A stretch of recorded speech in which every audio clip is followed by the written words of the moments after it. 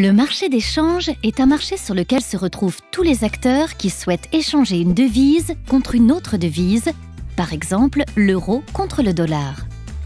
C'est le cas notamment des banques et de certaines entreprises qui travaillent dans plusieurs devises. Ces devises sont échangées selon leur taux de change, c'est-à-dire leur valeur, qui peut évoluer. Lorsqu'une devise perd beaucoup de valeur, au moins 30% de moins que le dollar, on dit que le pays connaît une crise de change. Cela peut se produire si le pays n'inspire pas confiance, car il connaît un déficit budgétaire important et une forte inflation, par exemple. Les acteurs se débarrassent ainsi de la devise sur le marché des changes par peur qu'elle ne vaille plus rien.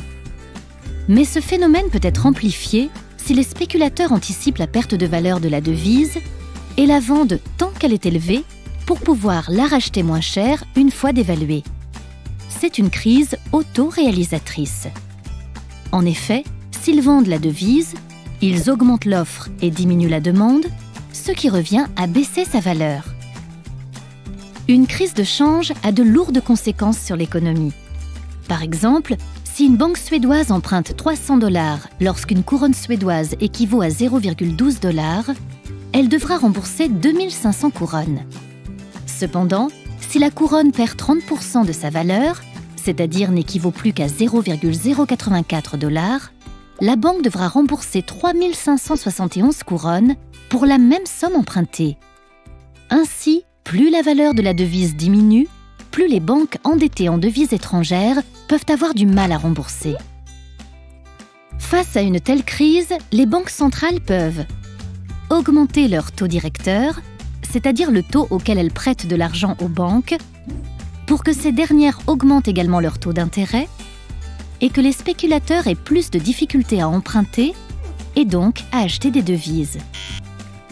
Ou utiliser leurs réserves en devises étrangères, très souvent le dollar, pour rééquilibrer l'offre et la demande. En effet, lorsque leur devise est faible, elles peuvent vendre leur devise étrangère contre leur propre devise pour augmenter sa demande et donc son prix. Cependant, tous les acteurs, ménages, entreprises et banques, sont affectés par l'augmentation du taux directeur, car ils peuvent notamment se retrouver en incapacité d'emprunter, de rembourser et de prêter. Les investissements sont freinés, la croissance ralentit et certaines banques peuvent alors faire faillite. C'est ce que l'on appelle une crise bancaire.